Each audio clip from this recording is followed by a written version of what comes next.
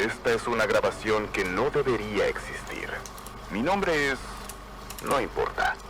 Solo importa que fui un peón en un tablero de ajedrez que ni siquiera estaba en este mundo. Guardé silencio durante décadas, mientras la ceniza de esos documentos se pegaba a mis pulmones. Pero la luna está ahí fuera, observándonos con ese ojo pálido y muerto, y ya no puedo soportar el peso de lo que sé. El 14 de junio de 1989 olía a té rancio y a polvo de biblioteca.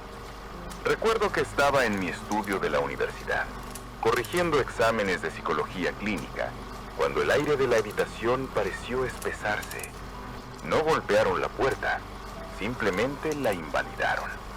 Dos hombres, con trajes que parecían absorber la poca luz que entraba por la ventana, se quedaron allí parados como dos monolitos de carne y tela. «Es necesario», dijo uno de ellos. No fue una invitación, fue un decreto. Me llevaron a un Jaguar XJ12 negro azabache. El cuero del asiento trasero estaba frío, un frío que me caló hasta los huesos y que de alguna manera nunca me ha abandonado. Durante el viaje a Londres, el silencio era absoluto, roto solo por el siseo estático de una radio CB que escupía códigos ininteligibles, como si el coche estuviera intentando comunicarse con un nivel de realidad superior. Me encontré en Westminster, en una habitación sin ventanas donde el tiempo parecía haberse detenido en algún momento de 1945. La alfombra era de una calidad ofensiva, gruesa y roja, como si intentara absorber los gritos de quienes habían pasado por allí antes. Entonces, la puerta se abrió y entraron ellos, una docena de hombres de rostros agrietados por secretos que ninguna piel debería contener. Británicos y rusos, antiguos enemigos de la Guerra Fría, ahora unidos por un terror que trascendía las ideologías. La última vez que un ser humano puso un pie allí arriba fue el 14 de diciembre de 1972, dijo un hombre de acento ruso tan pesado que parecía arrastrar piedras. Era Kravtsov. Debemos saber si todavía están allí. Yo, en mi infinita y estúpida ingenuidad, mencioné que los astronautas del Apolo 17 habían regresado a casa. El silencio que siguió fue peor que cualquier grito. Kravtsov se inclinó hacia mí. Su aliento olía a tabaco viejo y a algo más, a algo metálico, como sangre seca. ¿Crees que tememos a los simples humanos?, susurró, y sus ojos eran dos pozos de vacío. Tú nunca tendrás ni idea de lo que sabemos que había allí arriba. Me entregó una carpeta marcada como clasificado, nivel 7. Mis manos empezaron a temblar antes de abrirla. No era solo miedo. Era como si el papel mismo estuviera cargado de una energía estática que erizaba los vellos de mis brazos. Pasé la página y el mundo se rompió. Las fotografías eran en blanco y negro, granuladas, pero con una nitidez que hería la retina. La primera mostraba el paisaje lunar, el regolito gris, monótono, eterno. Pero al fondo, una estructura se alzaba desafiando toda arquitectura conocida. No tenía ángulos rectos, parecía una herida abierta en el espacio, algo que se retorcía sobre sí mismo. La segunda imagen era la de un módulo lunar soviético. Había sido cortado por la mitad. No hubo explosión, no hubo escombros, fue un corte limpio, quirúrgico, como si una mano invisible hubiera pasado un bisturí a través de metros de titanio y aluminio. En el lateral apenas se distinguían unos caracteres cirílicos, ahora mudos testigos de un desastre imposible. Pero la tercera todavía la veo cada vez que cierro los ojos. Era un traje espacial.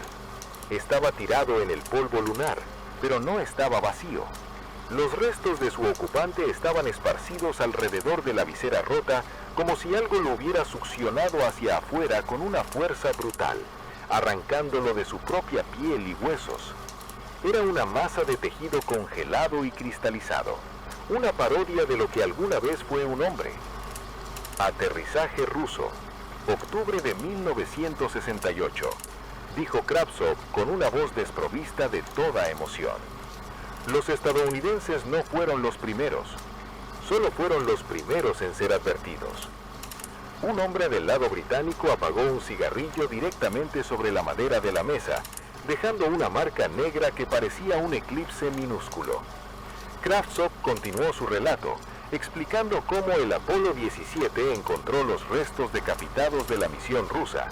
Pero lo que realmente me heló la sangre no fue la muerte, sino lo que vino después. Me habló de cómo la tripulación del Apolo 17, esos hombres que el mundo vio sonreír en la televisión, eran en realidad actores, dobles de cuerpo puestos allí porque los verdaderos astronautas habían regresado con la mente hecha trizas. Sus mentes se habían ido, dijo Kravtsov. No dejaban de hablar de figuras, sombras opacas sin ojos que te miran directamente al alma, saqueando tus pensamientos, proyectando terror puro en tu corteza cerebral. Me mostró la última fotografía de la carpeta. Mis manos estaban tan sudadas que el papel se humedeció, volviéndose translúcido. En la imagen, apenas visible contra el contraste del cráter, había una mancha de oscuridad absoluta.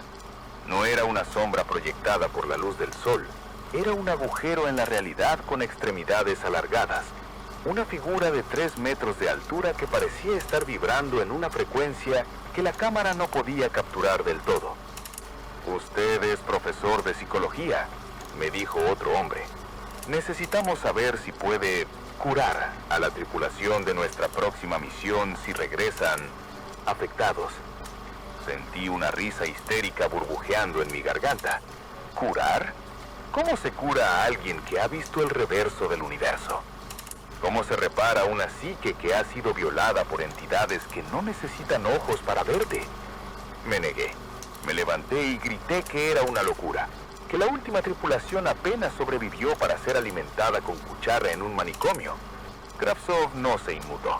Simplemente me dejó ir, permitiéndome llevarme los documentos, como si supiera que el veneno de la verdad ya estaba corriendo por mis venas y que no importaba dónde me escondiera.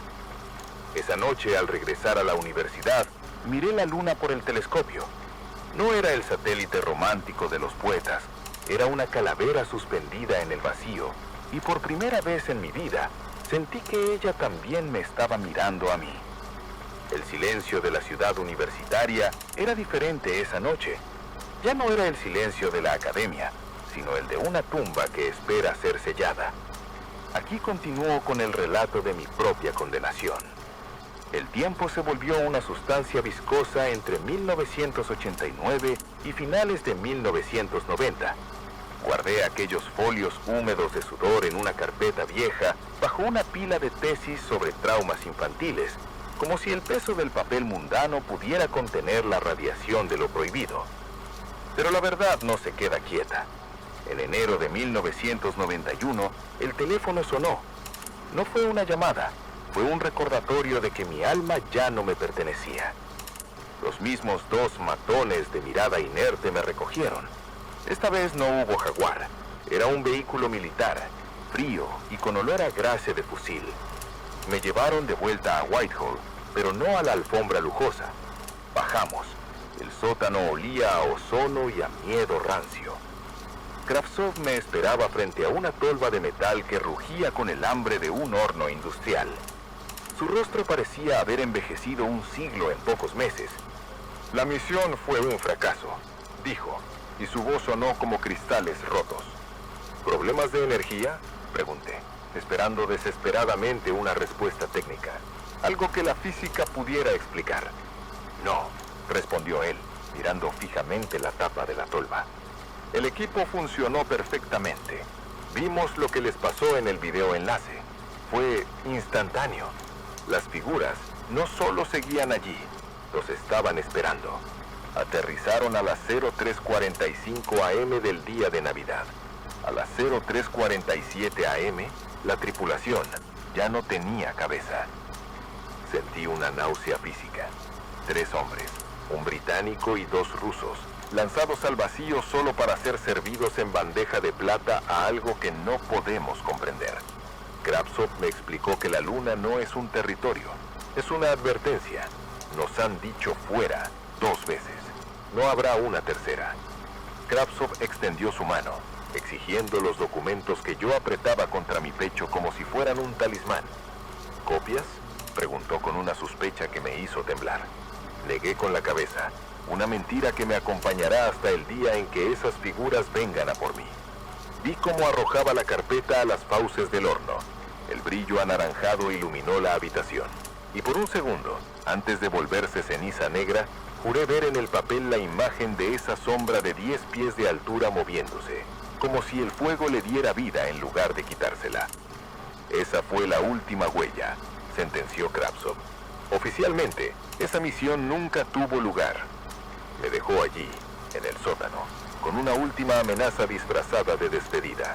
Me dijo que nuestra próxima reunión no sería opcional, que mi ayuda sería obligatoria. Caminé hacia la salida de Whitehall sintiendo que el aire de Londres estaba contaminado. Al salir a la calle, miré hacia arriba. El cielo estaba despejado. La luna colgaba allí, blanca y perfecta. Pero ahora sabía que su blancura era la de un hueso pulido y que lo que vive en sus cráteres no es vida, sino una forma de existencia que devora la psique humana. Caminé hacia mi casa, pero mi sombra, Dios mío, mi sombra. Había una farola a mi izquierda y otra a mi derecha, pero por un momento, bajo la luz del satélite, mi sombra y no se proyectó hacia el suelo, se estiró hacia el cielo, larga y delgada, buscando el cielo, como si intentara regresar a casa. Ya no duermo, solo espero a que el teléfono vuelva a sonar, sabiendo que la próxima vez no será Kravtsov quien hable al otro lado de la línea, sino el silencio absoluto del vacío lunar. Transmisión recibida. Has llegado al final de esta frecuencia, pero la señal de radio Sci-Fi 88.7 nunca se detiene. ¿Te atreves a sintonizar más historias? Suscríbete para no perderte la próxima transmisión de horror cósmico.